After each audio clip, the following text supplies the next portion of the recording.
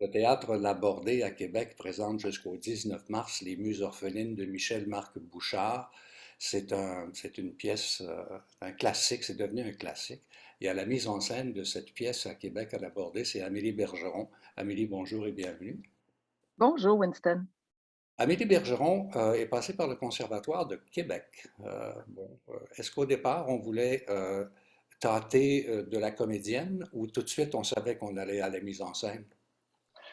Plus jeune, j'ai eu envie de me lancer en interprétation. J'ai fait au début de la vingtaine, j'ai fait mes auditions en interprétation à l'École nationale, au Conservatoire de Montréal, à Saint-Hyacinthe, à Québec, tout le circuit au complet pour finalement me rendre compte que je n'étais peut-être pas rendue là, que je manquais beaucoup de confiance en moi plus jeune. Et puis finalement, bon, la vingtaine a passé, j'ai pris de l'expérience, j'ai œuvré à Sherbrooke comme comédienne, comme conceptrice de costume aussi, de marionnette.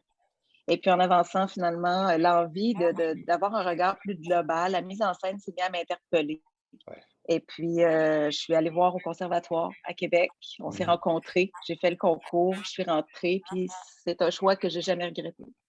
Ben, c'est formidable parce que le conservatoire à Québec, c'est comme, tu sais, c'est le secret le mieux gardé, je trouve. Tu sais, tout le monde veut venir à Montréal, tout le monde veut, tu sais, mais il y a dans le milieu du théâtre le clan de Québec puis le clan de Montréal. Et souvent, les gens vont faire toute leur carrière à Québec et s'en foutre un peu pour ce qui aurait pu arriver. La seule chose que je trouve dommage, c'est qu'on ne tourne pas beaucoup à Québec, c'est-à-dire qu'il n'y a pas de télé, presque pas de cinéma. Donc, c'est vraiment, j'ai beaucoup de respect pour les gens du milieu théâtral de Québec. Mais cela dit, revenons-en à nos moutons, c'est-à-dire les Muses orphelines. On prend ça, bon, c'est une pièce de Michel Marc qui a été créée il y a plusieurs années. On Oui, en prend ça, 88. ouais, et on prend ça de quelle façon quand on veut la mettre en scène en 2022? Je dois faire partie des rares artistes qui n'avaient jamais vu une production des Muses orphelines avant qu'on me confie le texte.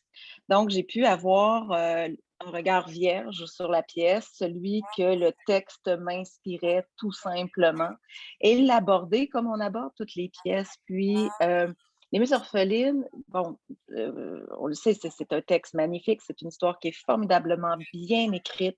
Les personnages sont complexes, ils sont riches, ils sont profondément humains. On se reconnaît on reconnaît les gens qu'on connaît et qu'on aime beaucoup, même malgré la complexité des relations. Et bref, de plonger dans cette histoire-là, comme on plonge dans tous les textes, en 2022, sans avoir à faire de modifications, d'actualisation, parce que le texte a bien vieilli, c'est formidable.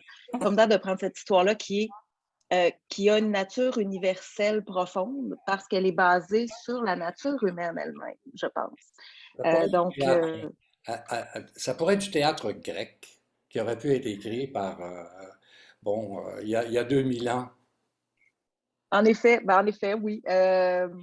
La tragédie a un autre ton. On n'a pas de coryphée ni de cœur ici, mais on est plus dans une tragédie comique ou une comédie dramatique, si on veut. Mais bref, oui, ce côté universel-là qui traverse le temps reste et nous évite d'avoir à remanier la chose, à détourner des sujets, des propos qui auraient mal vieilli en 2022. Dans les 5 dernières années, on rencontre des classiques qui ont plus de difficultés à passer l'épreuve du temps. C'est pas le cas des Muses orphelines, je pense. Donc, c'est un peu un bonheur de travailler ce texte-là. Ben, il n'y a pas de féminicide dans cette pièce de toute façon. C'est comme, Non plus. hein, c'est comme l'envers du décor, d'une certaine façon. Michel Marc fouille les fractures psychiques de ses personnages gaiement. Et puis en même temps, euh, on est en 2022. Donc, pour faire une distribution qui raccroche ceux qui ne connaissent ni Michel Marc ni la pièce, faut trouver des comédiens euh, que Michel-Marc Bouchard va aimer aussi. Ben, et sans offense à Michel Marc, j'avoue que j'ai pas du tout pensé à lui au moment de monter la distribution. Mm. Quand Michel Nadeau m'a approché pour monter les Muses, c'est lui qui m'a soufflé à l'oreille l'idée il me disait Nathalie Fontalvo ferait une formidable Catherine, qu'est-ce que tu en penses? J'ai dit, j'y aurais pas pensé, mais c'est vrai. Calibine. Fait que oui, on fonce là-dedans, on avance et c'est avec cette étincelle de départ-là qu'on a construit la distribution, que j'ai approché les autres interprètes et que j'ai forgé cette nouvelle famille-là des Muses orphelines en 2022, Mhm. composée de 4 interprètes qui travaillent très bien ensemble, qui ont une belle chimie et on plonge dans le texte, sans autre souci que celui de livrer la meilleure histoire possible. Moi, je pense à Ines-Irine Azaïez, qui est aussi une autre actrice que tout à coup, je me dis, ah, intéressant.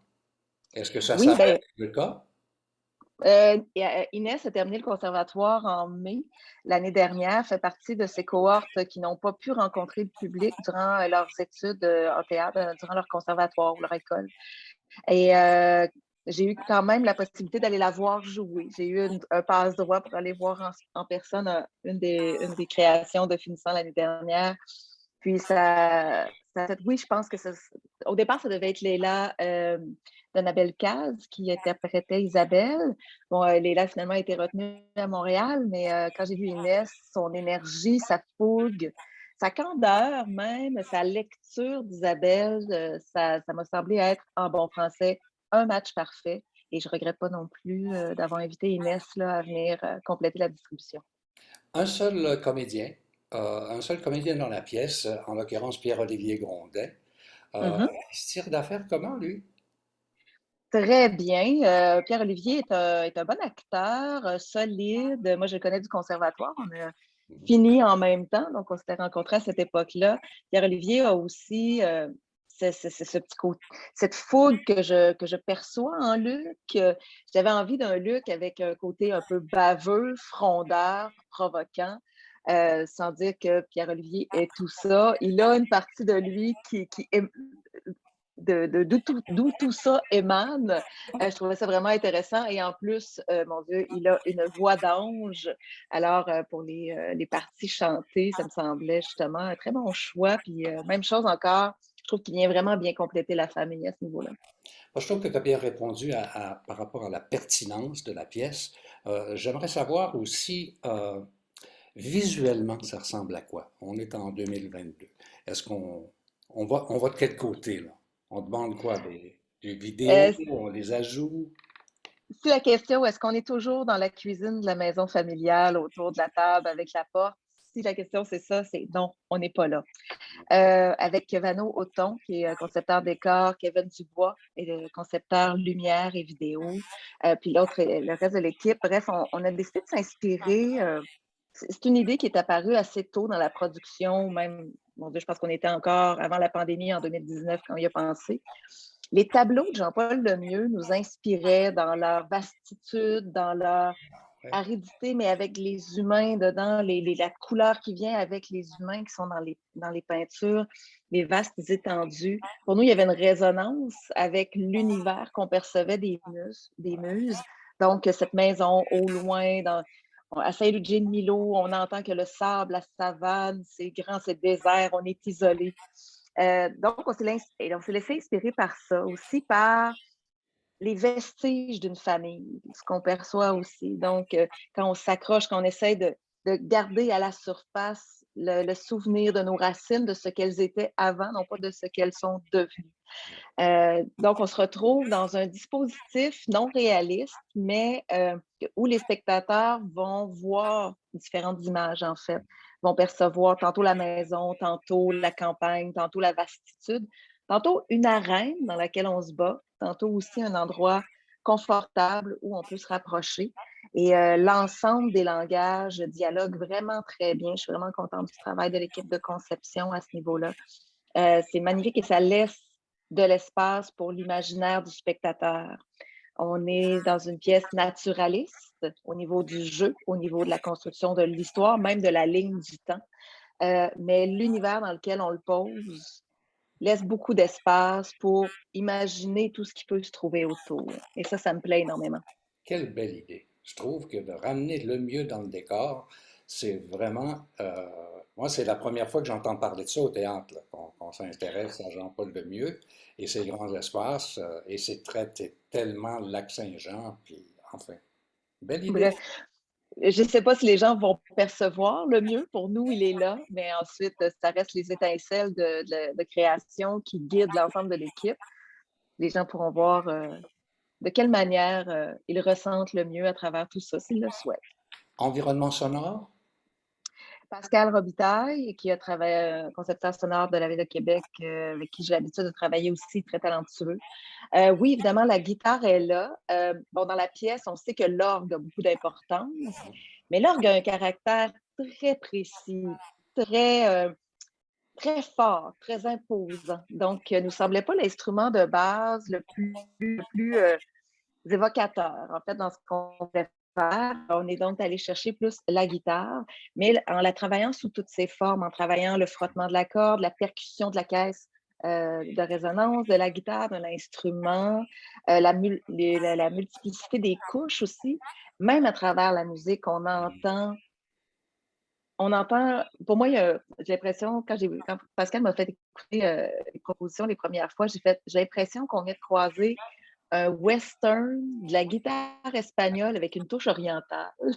Mais je suis très loin. C'est vaste autour de moi, c'est le désert, il y a quelque chose qui s'ouvre. Je ne saurais pas exactement comment la décrire. Il y a quelque chose, ceci dit, tantôt d'apaisant, tantôt d'inquiétant dans cette musique-là. C'est un environnement sonore qui vient vraiment enrober. Il est relativement discret, mais il est présent. Et ça crée un ensemble qui s'amalgame vraiment bien. Quand je disais tout à l'heure que les langages des conceptions dialoguent bien durant le spectacle, c'est vrai. C'est pas juste le texte qui est là, c'est ce que les comédiens en font.